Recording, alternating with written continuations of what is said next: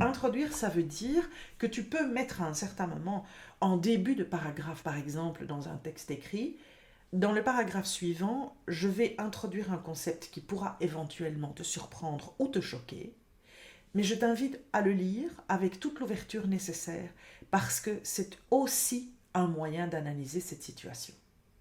Et en fait, tu préviens quelque part le lecteur que tu vas lui demander d'ouvrir quelque part sa créativité de compréhension et de tolérer ce que lui pourrait considérer comme intolérable, de manière à ce qu'il ose se poser des questions qu'il ne se serait peut-être pas posées si lui avait dû porter un jugement, mais qu'il est curieux de pouvoir lire pour pouvoir questionner ses propres concepts et ses propres connaissances.